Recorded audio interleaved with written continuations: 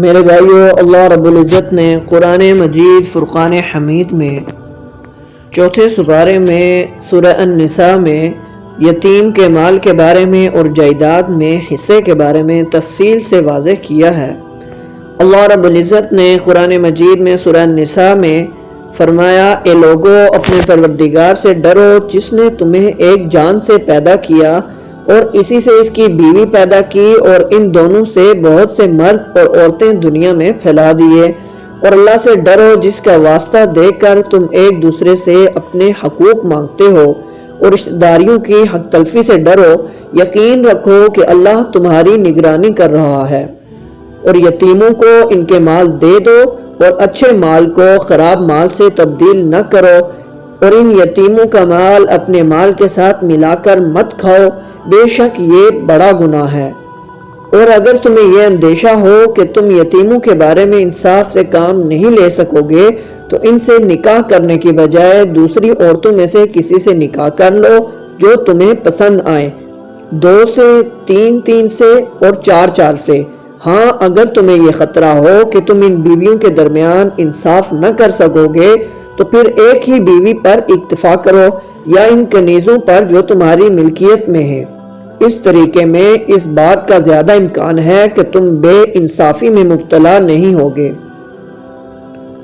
اور عورتوں کو ان کے مہر خوشی سے دیا کرو، ہاں اگر وہ خود اس کا کچھ حصہ خوش دلی سے چھوڑ دیں اور اسے خوشگواری اور مزے سے کھا لو۔ اور نہ سمجھ یتیموں کو اپنے وہ مال حوالے نہ کرو جن کو اللہ نے تمہارے لیے زندگی کا سرمایہ بنایا ہے، ہاں ان کو ان میں سے کھلاؤ اور پہناؤ اور ان سے مناسب انداز میں بات کر لو۔ اور یتیموں کو جانچتے رہو یہاں تک کہ جب وہ نکاح کے لائق عمر کو پہنچ جائیں، تو اگر تم یہ محسوس کرو کہ ان میں سمجھداری آ چکی ہے تو ان کے مال انہی کے حوالے کر دو، اور یہ مال فضول خرچی کر کے یہ سوچ کر جلدی نہ کھا بیٹھو کہ کہیں وہ بڑے نہ ہو جائیں۔ اور یتیموں کے سرپرستوں سے جو خود مالدار ہوں وہ تو اپنے آپ کو یتیم کا مال کھانے سے بالکل پاک رکھیں، ہاں اگر وہ خود محتاج ہوں تو معروف طریقہ کار کو ملحوظ رکھتے ہوئے کھا لے، پھر جب تم ان کے مال انہیں دو تو ان پر گواہ بنا لو، اور اللہ حساب لینے کے لیے کافی ہے۔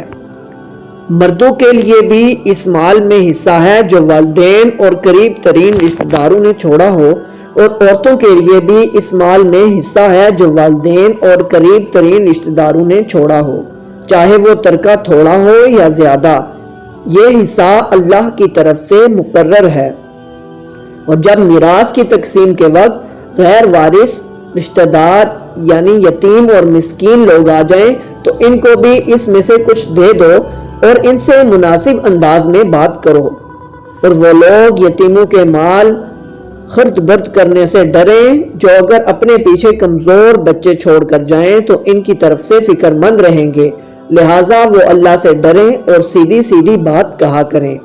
یقین رکھو کہ جو لوگ یتیموں کا مال ناحق کھاتے ہیں وہ اپنے پیٹ میں آگ بھر رہے ہیں، اور انہیں جلد ہی ایک دہکتی آگ میں داخل ہونا ہوگا۔ اللہ تمہاری اولاد کے بارے میں تم کو حکم دیتا ہے کہ مرد کا حصہ 2 عورتوں کے برابر ہے،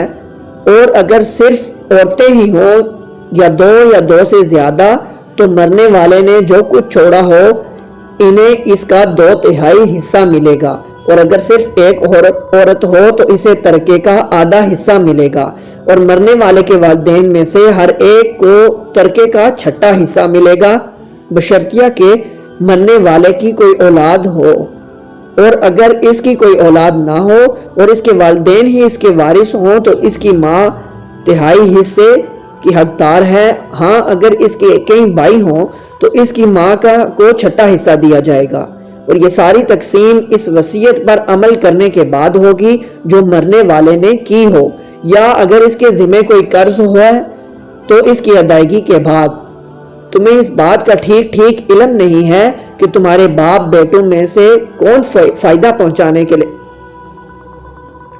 اللہ تمہاری اولاد کے بارے میں تم کو حکم دیتا ہے کہ مرد کا حصہ 2 عورتوں کے برابر ہے، اور اگر صرف عورتیں ہی ہوں 2 سے زیادہ تو مرنے والے نے جو کچھ چھوڑا ہو انہیں اس کا 2/3 حصہ ملے گا، اور اگر صرف ایک عورت ہو تو اسے ترکے کا آدھا حصہ ملے گا،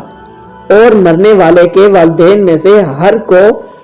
ترکے کا 6واں حصہ ملے گا، بشرطیہ کہ مرنے والے کی کوئی اولاد ہو، اور اگر اس کی کوئی اولاد نہ ہو اور اس کے والدین ہی اس کے وارث ہوں تو اس کی ماں 1/3 حصے کی حقدار ہے۔ ہاں اگر اس کے کئی بھائی ہوں تو اس کی ماں کو 6واں حصہ دیا جائے گا، اور یہ ساری تقسیم اس وصیت پر عمل کرنے کے بعد ہوگی جو مرنے والے نے کی ہو، یا اگر اس کے ذمہ کوئی قرض ہے تو اس کی ادائیگی کے بعد تمہیں اس بات کا ٹھیک علم نہیں ہے کہ تمہارے باپ بیٹوں میں سے کون فائدہ پہنچانے کے لحاظ سے تم سے زیادہ قریب ہے، یہ تو اللہ کے مقرر کیے ہوئے حصے ہیں۔ یقین رکھو کہ اللہ علم کا بھی مالک ہے، حکمت کا بھی مالک۔ اور تمہاری بیویاں جو کچھ چھوڑ کر جائیں اس کا آدھا حصہ تمہارا ہے، بشرطیہ ان کی کوئی اولاد زندہ نہ ہو، اور اگر ان کی کوئی اولاد ہو تو اس وصیت پر عمل کرنے کے بعد جو انہوں نے کی ہو، ان کے قرض کی ادائیگی کے بعد تمہیں ان کے ترکے کا 1/4 حصہ ملے گا، اور تم جو کچھ چھوڑ کر جاؤ اس کا 1/4 ان بیویوں کا ہے، بشرطیہ کہ تمہاری کوئی اولاد زندہ نہ ہو، اور اگر تمہاری کوئی اولاد ہو تو اس وصیت پر عمل کرنے کے بعد جو تم نے کی ہو اور تمہارے قرض کی ادائیگی کے بعد ان کو تمہارے ترکے کا 8واں حصہ ملے گا، اور اگر وہ مرد یا عورت جس کی میراث تقسیم ہونی ہو ایسا ہو کہ نہ اس کے والدین زندہ ہوں اور نہ اولاد، اور اس کا ایک بھائی یا ایک بہن زندہ ہو تو ان میں سے ہر ایک 6 حصے کا حقدار ہے،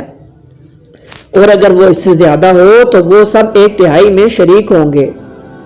اور مگر جو وصیت کی گئی ہو اس پر عمل کرنے کے بعد اور مرنے والے کے ذمہ جو قرض ہو اس کی ادائیگی کے بعد، بشرطیہ وصیت یا قرض کے اقرار کرنے سے اس نے کسی کو نقصان نہ پہنچایا ہو، اور یہ سب کچھ اللہ کا حکم ہے، اور اللہ ہر بات کا علم رکھنے والا ہے۔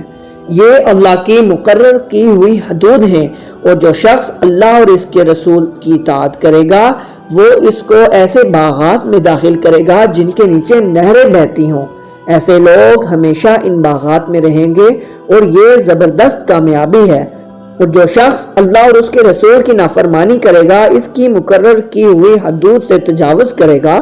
اسے اللہ دوزخ میں داخل کرے گا جس میں وہ ہمیشہ رہے گا، اور اس کو ایسا عذاب ہوگا جو ذلیل کر کے رکھ دے گا۔